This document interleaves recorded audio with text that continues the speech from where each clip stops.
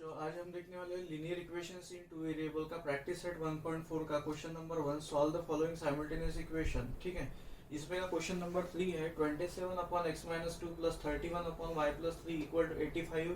Equation number 1 given है। उसके बाद 31 upon x minus 2 plus 27 upon y plus 3 equal to 89 equation number 2 given है। ठीक है, इसमें अभी क्या करना है तो यहाँ पे 1 upon X minus 2 is equal to हम पुट करते हैं a और 1 upon Y plus 3 equal to put करते हैं b। तो इक्वेशन नंबर 1 इम्प्लाइड दैट इम्प्लाई करने से पहले हम यहाँ पे लिख लेते हैं कि put 1 upon X minus 2 is equal to a and 1 upon Y plus 3 is equal to b। ये दोनों सब्स्टिट्यूशन हमको करना है इक्वेशन नंबर 1 और इक्वेशन नंबर 2 में। तो इक्वेशन नंबर 1 इम्प्लाइड दैट जहाँ पे 27 है वहाँ पे 27 एज इट इज और 1 अपॉन एक्स माइनस 2 है वहाँ पे a पुट करना है। Same plus 31 times of 1 upon Y plus 3 की जगह पे b पुट करना है इज इक्वल टू हो जाएगा 85। इसको बोलेंगे आप equation number 3। Same equation number 2 implied that 31 into 1 upon X minus 2 की जगह पे a है तो a पुट करना है plus 27 times of 1 upon Y plus 3 की जगह पे b पुट करना है इज इक्वल टू 89 है तो एज इट इज रखना है। इसको बोलते हैं अपन इक्वेशन नंबर 4। अब नेक्स्ट क्या करना है आपको d निकालना है पहले। तो d इज इक्वल टू निकालने के लिए क्योंकि हम यहाँ पे सॉल्व करने के लिए यूजिंग डिटरमिनेंट मेथड कर रहे हैं। ठीक है, तो डिटरमिनेंट मेथड यूज करना है। तो d इज इक्वल टू पहला जो कॉलम है वो रहेगा a के कोएफिशिएंट जो कि 27 और 31 है। उसके बाद जो b के कोएफिशिएंट है यहाँ पे रखना है 31 और 27। अब इनको सॉल्व करना है तो इज इक्वल टू ये दोनों का मल्टीप्लिकेशन हो जाएगा 27 का होल स्क्वायर माइनस 31 का होल स्क्वायर। अब 27 का होल स्क्वायर करते हैं तो ये आता है 729। ठीक है, और माइनस ऑफ 31 का स्क्वायर करना है तो 31 इंटू 31 इंटू 31 करते हैं तो यहाँ पे 31039। ठीक है, तो ये आ जाएगा 961। तो यहाँ पे माइनस ऑफ 961 आ गया। अब इज इक्वल टू अब 729 माइनस 961 अगर करना है तो 961 माइनस 729 कर देता हूँ। 11 माइनस 9 करते हैं तो 2 आएगा। फिर 6 में से 5 बचा था, 5 माइनस 2 करते हैं तो यहाँ पे 3 आएगा और 9 माइनस 7 करते हैं तो यहाँ पे 2 आएगा। तो ये जो आंसर है 729 माइनस 961 का ये आ गया माइनस ऑफ 232। तो माइनस ऑफ 232 आ गया 729 माइनस 961 का आंसर। अब निकालना क्या है मेरे को, अब निकालना है DA इज इक्वल टू कितना आता है। तो जब DA निकालना है तो जो पहला कॉलम है 27 और 31 यहाँ पे आएंगे कांस्टेंट टर्म जो कि 85 और 89 है। तो मैं यहाँ पे DA इज इक्वल टू लिखूंगा 85 और यहाँ पे 89 और दूसरे कॉलम में क्या है 31 और 27। तो यहाँ पे लिखूंगा मैं 31 और 27। इनको अब कैलकुलेट करना है तो पहले 85 इंटू 27 करना पड़ेगा।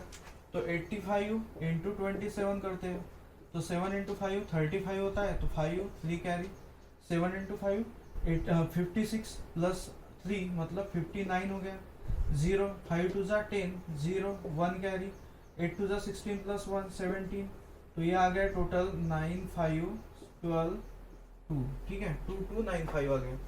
उसके बाद मेरे को 31 इंटू 89 करना है तो 89 इंटू 31 यहाँ पे 89 0 27 2 24 प्लस 2 मतलब 26। तो ये आ गया 9। उसके बाद 15 तो यहाँ पे 5 1 7 और ये 2। ठीक है, तो 2759 आ गया।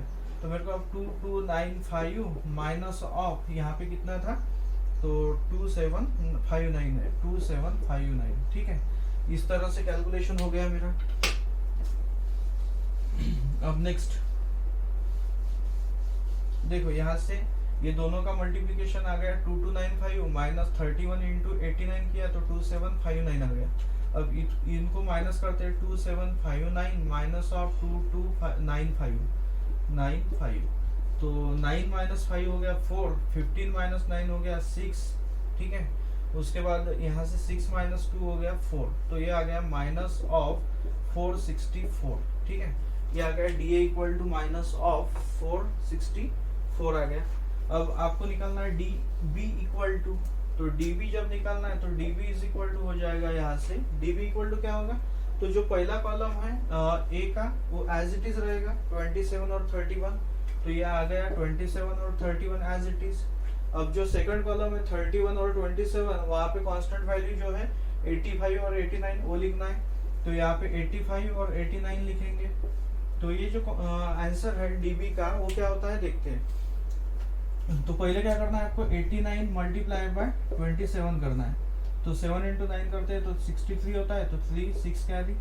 8 इंटू 7 करते हैं तो 56 होता है। तो ये दोनों को कैलकुलेट करेंगे तो ये होता है 62, फिर 0, 9 टू 18, 8 1 कैरी, 8 टू 16 प्लस 1 17। ठीक है, अब इनको कैलकुलेट करते हैं तो 3 plus 0 3, 8 plus 2 10, 0 1 carry, 14 plus 4 1 carry, 2403 आ गया। ठीक है, तो ये दोनों का मल्टीप्लीकेशन अगर किया 27 और 89 का तो ये आता है 2403 माइनस ऑफ अब कैलकुलेशन करना है आपको 85 इंटू 31 का।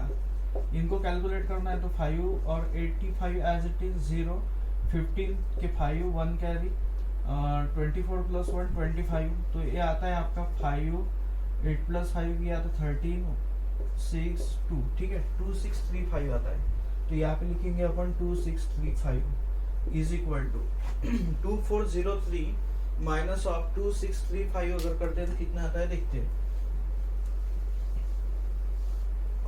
तो देखो 2635 माइनस ऑफ 2403, 5 माइनस 3 करते हैं तो 2, ये 3 एज इट इज, 6 माइनस 4 करते हैं तो 2। ठीक है, तो 232 होता है। तो यहाँ पे माइनस साइन है तो माइनस और 232 आ गया कौन, डीबी इक्वल टू। अब आपको सॉल्व करना है ए और बी की वैल्यू निकालने के लिए। ठीक है, जब ए निकालना है तो आपको क्या करना है, डी ए अपॉन डी करना पड़ेगा। ठीक है, तो ए इज इक्वल टू निकालना है तो ये आता है डी ए अपॉन डी। अब डी ए की वैल्यू कितनी है अपने पास, तो डी ए इक्वल टू है माइनस 464 अपॉन डी की वैल्यू क्या है, तो डी इक्वल टू है माइनस 232। तो यहाँ से कैंसिल हो जाएगा तो यहाँ पे बचेगा 2। तो a इज इक्वल टू आ गया मेरे पास 2। ठीक है, a की वैल्यू है 2। अब मेरे को निकालना क्या है, b इज इक्वल टू निकालना है। तो b इज इक्वल टू निकालने के लिए db अपॉन d करना है। b is equal to db की वैल्यू क्या है, तो db इक्वल टू है माइनस 232। तो minus of 232 divide by d की वैल्यू क्या है, d इज इक्वल टू है माइनस 232। तो यहाँ पे माइनस ऑफ 232 से कैंसल, तो b इज इक्वल टू आ गया 1। ठीक है, अब ये a और b की जो दोनों वैल्यूज है वो पुट करना है आपको, जो सब्स्टिट्यूशन किया था आपने उसमें। ठीक है, तो सब्स्टिट्यूशन क्या किया था, 1 upon x minus 2 equal to a था और 1 upon y plus 3 equal to b था। अब यहाँ पे पुट करना है हमको। तो देखो यहाँ पे फिर से, तो 1 minus X minus 2 is equal to 1 upon X minus 2 equal to a की वैल्यू क्या है मेरे पास, a इज इक्वल टू है 2। ठीक है, उसके बाद इसको सॉल्व करना है तो x माइनस 2 से मल्टीप्लाई करना पड़ेगा। तो ये हो जाएगा आपके पास 1 is equal to 2 times of x minus 2। तो इसको अगर सॉल्व करते हैं तो 1 is equal to twice x minus 2 into 2 करते हैं तो माइनस ऑफ 4। माइनस 4 को उठाओ इधर लेके आओ तो 1 प्लस 4 इज इक्वल टू हो गया ट्वाइस x। 1 प्लस 4 होता है 5 इक्वल टू हो गया twice x। This implied x is equal to, अब ये 2 जो है अपॉन में जाएगा तो ये हो जाएगा x इक्वल टू 5 अपॉन 2।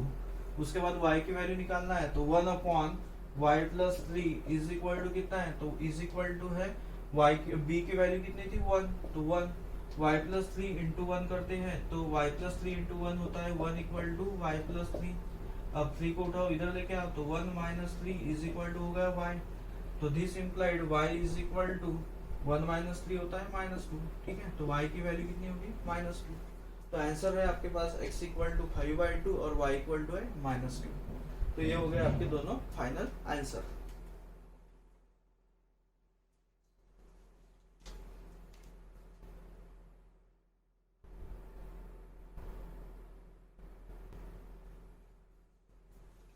अब देखो नेक्स्ट क्वेश्चन है, क्वेश्चन नंबर 1 का फोर्थ क्वेश्चन है। 1 upon 3x plus y plus 1 upon 3x minus y equal to 3/4। 1 upon 2 times of 3x plus y minus 1 upon 2 times of 3x minus y equal to है minus 1 upon 8। इसको मैं बोलता हूँ equation number 1, इसको मैं बोलता हूँ इक्वेशन नंबर 2। ठीक है, अब इक्वेशन 1 और इक्वेशन 2 में आप अगर देख पा रहे होंगे तो 1 अपॉन 3x प्लस y है और 1 upon 3x minus y same यहाँ पे भी है, सेम यहाँ पे भी है। ठीक है, तो मैं क्या करता हूँ, पुट करता हूँ यहाँ से, put 1/3x plus Y is equal to A और 1/3x minus Y is equal to B. इस तरह से मैं पुट करता हूँ। तो इक्वेशन नंबर 1 मेरे पास क्या होगा, तो 1/3x प्लस वाई की जगह पे आएगा a is plus 1/3x minus Y की जगह पे आएगा b इज इक्वल टू 3/4। इसको मैं बोलता हूँ इक्वेशन नंबर 1। इक्वेशन नंबर 1 बोला था, इसको इक्वेशन नंबर 2 भी बोल सकता हूँ। लेकिन मैं क्या करूंगा, अब ये जो 3/4 है तो यहाँ पे अपॉन में जो 4 है इससे मैं इधर दोनों टर्म को मल्टीप्लाई कर देता हूँ। मतलब ये 4 को यहाँ पे डिवाइड में है तो यहाँ पे मल्टीप्लाई हो जाएगा। तो ये बनेगा मेरे पास 4a plus 4b is equal to 3। तो इसको बोलता हूँ मैं इक्वेशन नंबर 3। ठीक है, उसके बाद नेक्स्ट जो सेकंड इक्वेशन है वो क्या होता है, तो इक्वेशन number 2 implied that 1/2 times of this term है तो 1/3x प्लस वाई की जगह पे a आएगा तो 1/2 a। ठीक है, उसके बाद minus of 1/2 times of 1/3x minus Y is b। तो यहाँ पे b आएगा और इज इक्वल टू कौन है, तो -1/8 है। ठीक है, अब इनको सॉल्व करना है तो यहाँ से और यहाँ से 1/2 कॉमन ले लेते हैं। तो यहाँ पे बचेगा आपके पास 1/a नहीं, तो ये जो है 1/3x plus Y equal to a है तो ये 1/2 टाइम्स ऑफ a होगा माइनस 1/2 टाइम्स ऑफ b होगा। ठीक है ना, तो यहाँ से 1/2 यहाँ से 1/2 कॉमन ले लेते हैं तो 1/2 बिकम कॉमन। यहाँ से बचेगा a minus b is equal to -1/8। तो 2 से 8 गेट कैंसिल तो यहाँ पे रहेगा 4। तो आपके पास जो वैल्यू रहेगी वो रहेगी a minus B is equal to -1/4। फिर से 4 को उठाते हैं और इधर मल्टीप्लाई कर देते हैं तो ये बनेगा इक्वेशन नंबर 4। तो 4 इंटू ए ये हो जाएगा 4a minus 4b is equal to यहाँ पे रहेगा -1 यहाँ पे रहेगा -1। इसको बोला मैंने इक्वेशन नंबर 4। अब मैं सॉल्व करूंगा इक्वेशन नंबर 3 और 4। तो पहले क्या लेना है मेरे को, पहले d इज इक्वल टू लेना है। तो d इज इक्वल टू क्या बनेगा, तो पहले a के कोएफिशिएंट देखो, यहाँ पे a का कोएफिशिएंट 4 है, यहाँ पे भी a का कोएफिशिएंट 4 है तो यहाँ पे 4 रहेंगे। फिर b का कोएफिशिएंट 4 है और यहाँ पे b का कोएफिशिएंट -4 है इज इक्वल टू, अब 4 इंटू -4 करेंगे तो -16 होगा, -4 इंटू 4 करोगे तो -16 होगा, इक्वल टू ये दोनों को ऐड करोगे तो ये -32 होगा। तो d इक्वल टू आ गया मेरे पास -32। उसके बाद मेरे को dA निकालना है तो dA इज इक्वल टू, अब जब dA निकालना है तो पहले a के जो कोएफिशिएंट है जो 4 थे वहाँ पे कांस्टेंट टर्म रहेगी। अब यहाँ पे 3 है और यहाँ पे -1 है तो पहले कॉलम में 3 और -1 रहेगा और दूसरे कॉलम में 4 और -4 एज इट इज रहेगा। इनको सॉल्व करना है तो 3 इंटू -4 होता है -12 माइनस ऑफ -1 इंटू 4 होता है -4 इक्वल टू -12 माइनस माइनस हो गया +4 इज इक्वल टू हो गया -12 + 4 बिकम -8। तो dA की वैल्यू हो गई मेरी -8। अब निकालना है मेरे को dB इक्वल टू, तो dB इज इक्वल टू निकालते वक्त मैं क्या करूंगा, पहला जो कॉलम है मेरा 4 वो एज इट इज रहेगा और सेकंड कॉलम में कांस्टेंट वैल्यू जो है वो 3 और -1 है उसको मैं पुट करूंगा। अब इसको dB को सॉल्व करना है तो dB को सॉल्व करते वक्त 4 इंटू -1 होता है -4 माइनस ऑफ 4 इंटू 3 होता है 12। तो आंसर आएगा मेरा -4 -12 बिकम -16। तो dB की वैल्यू हो गई -16। अब मेरे को निकालना है a इक्वल टू, तो a is equal to formula है dA अपॉन d। अब dA की वैल्यू कितनी है, तो dA इज इक्वल टू है -8 तो -8 dA is equal two upon d की वैल्यू कितनी है, तो d इज इक्वल टू -32 है तो -32 हो गया इक्वल टू माइनस से माइनस गेट कैंसल, 8 से 32 गेट कैंसल तो यहाँ पे आ जाएगा 4। तो आंसर आ गया a का 1/4। तो a इक्वल टू आ गया 1/4। अब dB इक्वल टू कितना है -16, d इक्वल टू कितना है तो -32। तो b इज इक्वल टू है formula dB upon d, dB upon d। तो dB की वैल्यू -16, d की वैल्यू -32। तो दोनों को कैंसिल कर दो तो यहाँ पे आएगा 2। तो b इज इक्वल टू आ गया 1/2। अब ये a और b की वैल्यू जो सब्स्टिट्यूशन लिया था हमने वहां पे पुट करना है। a इक्वल टू 1/4 आया था और b इक्वल टू कितना आया है 1/2 आया है। अब ये दोनों वैल्यू मैं पुट करूंगा कहाँ पे, ये जो सब्स्टिट्यूशन लिया था 1/3x प्लस वाई और 1/3x minus Y equal to b में यहाँ पे पुट करना है। तो अपने पास इक्वेशन नंबर 4 तक आए थे। अब देखो 1/3x plus Y is equal to 1/3x plus Y equal to a है। a की वैल्यू क्या है मेरे पास 1/4 है, तो मैं यहाँ पे 1/4 लिखूंगा। 4 को यहाँ पे लेके आना है और 3x प्लस वाई को यहाँ पे लेके आना है, तो ये बनेगा मेरे पास 4 इंटू 1 4 और 3x plus y into 1 3x plus Y is equal to 4 आ जाएगा। इसको बोला मैंने इक्वेशन नंबर 5। उसके बाद नेक्स्ट जो है 1/3x माइनस वाई, यहाँ पे इक्वल टू क्या करना है b करना है, तो 1/3x minus Y equal to b है और b की वैल्यू क्या है 1/2 है। ये 2 को इधर लेके जाना है, 3x माइनस वाई को इधर लेके आना है, तो 3x minus Y is equal to बन जाएगा 2 और ये हो गया इक्वेशन नंबर मेरे पास 6। ठीक है, अब इनको सॉल्व करना है 5 और 6 को। सेम मेथड है, पहले d निकालना है, फिर dx निकालना है और फिर dy निकालना है। ठीक है,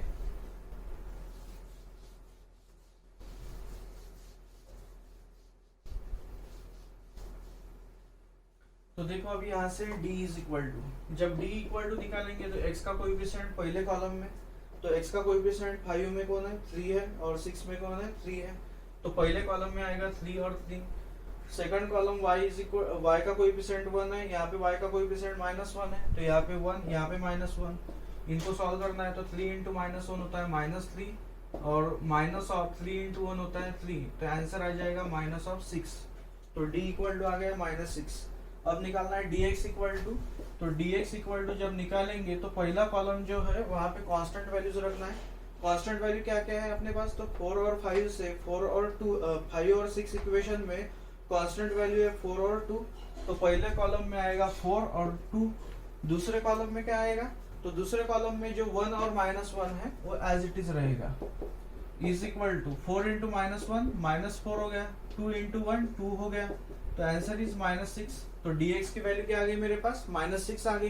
अब dy इक्वल टू निकालना है, तो dy जब निकालेंगे तो पहला कॉलम जो है वो क्या था, तो 3 और 3 था, तो वो एज इट इज रहेगा, और दूसरे कॉलम में जो कांस्टेंट वैल्यू है वो क्या है, तो 4 और 2 है, तो वो रहेगी, तो 4 और 2 रहेगी।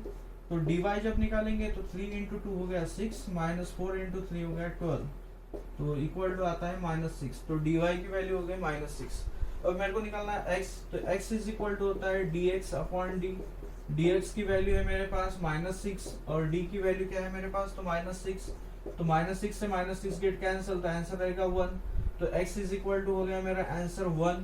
और y इक्वल टू निकालना, तो y इक्वल टू होता है dy अपॉन d, तो y is equal to dy की वैल्यू क्या है, तो dy इक्वल टू -6 है, तो -6 रहेगा, और d की वैल्यू कितनी है, तो d इज इक्वल टू -6 है, तो ये अपॉन में -6 रहेगा, तो -6 गेट कैंसिल, तो y इज इक्वल टू आ गया फाइनल आंसर 1।